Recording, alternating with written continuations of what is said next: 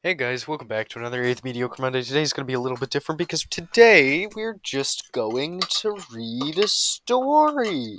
This story is called The Child Whose Parents Named Their Second Child Frederick by me. One time, there was a handsome young baby who looked very handsome, smart, and handsome. To balance the force, his parents gave the very handsome young baby who looked very handsome, smart, and handsome a stupid name, and it had to start with the letter K. They named him Frederick, as that is a stupid name that starts with the letter K.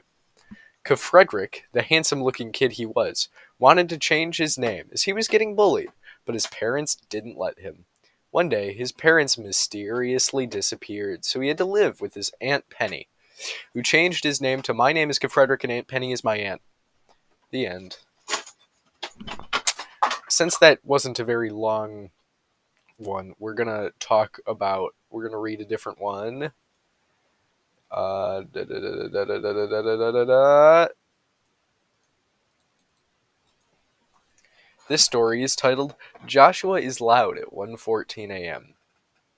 Imagine you were headed to Walmart at 1:14 a.m. and you heard Joshua screaming really loudly at maximum volume. This is exact This is exactly what happened to Becky M, or Becky for short. She needed some eggs for the following morning and did not wish to be bothered.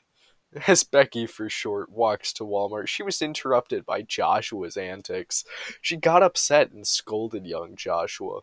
Then Becky, for short, went into Walmart and bought plenty of eggs, only to find her cashier was Joshua. Joshua then proceeded to make Walmart really loud with his screaming over the intercom. Becky, for short, left a negative review and Joshua was fired for being a naughty boy. The end.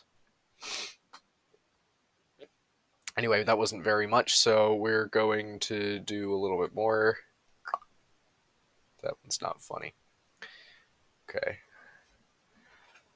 This story is simply titled The Weird Thing Between Ninth Street and Winco Avenue, just down from Johnson's Deli, but not in the way you would expect based on GPS.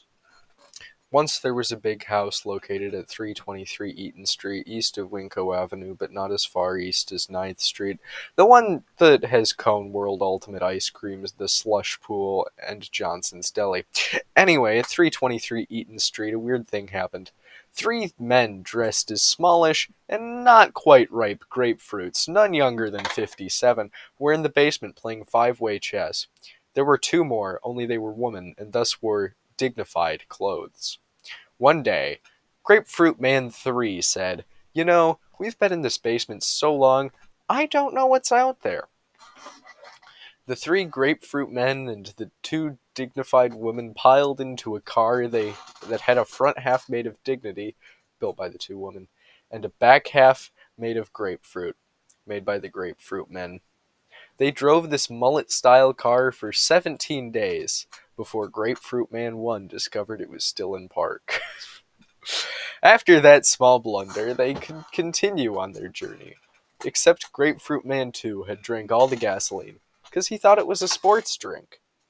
At Greenway Gas, the store clerk looked out the window at the car and quit on the spot. Another clerk made the mistake of not. "What can I do for you today?" he asked. Before the Grapefruit Men had time to answer, the gas station blew up, and the shockwave sent the Grapefruit Men from Arkansas to where the gas station was, to northern Montana. The two dignified women and Grapefruit Man 2 were dead. The explosion killed the two dignified women. The gasoline killed Grapefruit Man 2. Rest in peace, Chuck. The two remaining Grapefruit Men got jobs and got fired in Whitlash, a town in northern Montana. They then went home, and Grapefruit Man 2 came back to life. Welcome back, Chuck. They called it the Grapefruit Man House, and they all died of acute trauma 3 weeks later after a car crash off of I-55 in eastern Arkansas. Let's see how long we have left. Oh, we got plenty of time. Here, we're gonna read the story Murphy Eats a Keyboard. The 12-year-old child, named Murphy, had several unhealthy eating choices, not the least of which was his obsession with keyboards. When his parents bought an expensive new keyboard, they told Murphy not to eat it. Murphy promised he would not eat the keyboard. Yet when his parents went to make dinner, Murphy ate the keyboard again. His parents were upset, but Murphy was happy. Murphy was then taken to a hospital as eating keyboards is not safe. His 17th operation to remove the keys he had eaten was successful, but then Murphy was then given a restraining order against all keyboard enthusiasts. The end. I'm going to read one more, and this one is called The Dog That Could Not Talk. Once there was a dog named Rufus that served his family very well. He could do many things, like fly, shoot lasers out of his eyes, type, perform teleportation, and refill staplers with additional staples. However, he could not talk. This upset his family very much, as the only thing they wanted was a dog who could talk. Rufus had tried his best, but he never could impress his family. Poor Rufus got very sad, as all he wanted was to use his many powers to impress his family. He would often shoot flies with his lasers, but he burnt holes in the walls, or type entire books to impress little Alice. They were incoherent messes of letters that would be impossible to enjoy. Yet his family was not impressed. He could not talk, and was deemed a bad dog quite often. Rufus was not very pleased with his family, but there was nothing the poor dog could do about it. The end. Actually, you know what?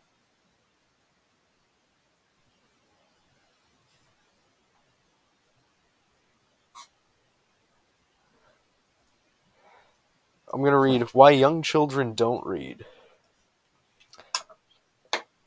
Allegedly, young children do not read as much as they used to. This is likely because of one book.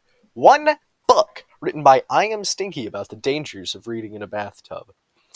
The book is incredibly detailed about why you shouldn't read in the bathtub, and frankly quite interesting.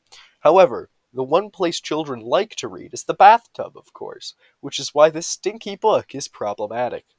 This book encouraged many young children into using phones and tablets in bathtubs, as they were too scared to read. However, this isn't the greatest idea. Children getting electrocuted rates have skyrocketed since the book got popular, and since kids don't read, they don't know that water conducts electricity very well, which, as you can see, is just a hassle for parents. The sad end. Okay, I lied about stopping. We're gonna go.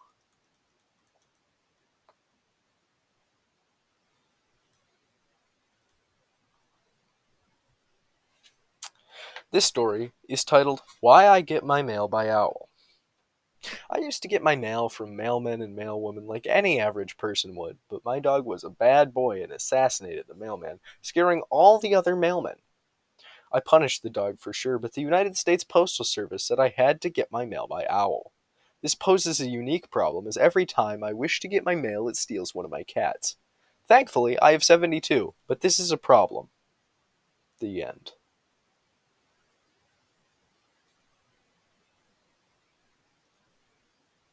This story is titled Blubby the Fish's Funeral. The poor fish, named Blubby, died about a week ago, and his owners were having a funeral. If you noticed the change in tense, that's because it took us a few weeks to write that sentence. The funeral was attended by 42 men and 56 women, all dressed in bright orange and blue suits, and everyone was sad.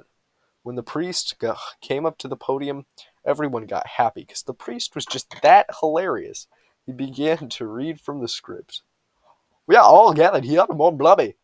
Everyone laughed. The priest said it funny. "The small fish who drowned about a week ago. All 98 of you may have known him personally." Everyone cried because they remembered they were at a funeral. And his life and legacy will not be forgotten. From being in a circus for 2 years to a crime syndicate for 20 minutes, Blubby's life was eventful, and he will not be forgotten. Little Billy Bob Joe hated Blubby and said, "I hate Blubby," afterwards. Everyone laughed. Ha ha ha! The end. This story is called The 13 O'Clock News on a Monday. At 13 o'clock Eastern Standard Time on a random Monday, little Jimmy sat in front of his TV, eagerly anticipating the news. After roughly 3 minutes of ads, the news popped on with the host, Zori Zinglebat, welcoming all 260 viewers from around the world. Welcome, welcome to the 13 o'clock news. Today we have a few stories involving cars driven underwater and then blowing up. Citizens either terrified or excited to drive these new cars. Little Jimmy was very impressed. He eagerly waited for the weather report from Zori Zinglebat. And now your local weather report. It's not looking good. You are going to die in 4 tornadoes later. The end.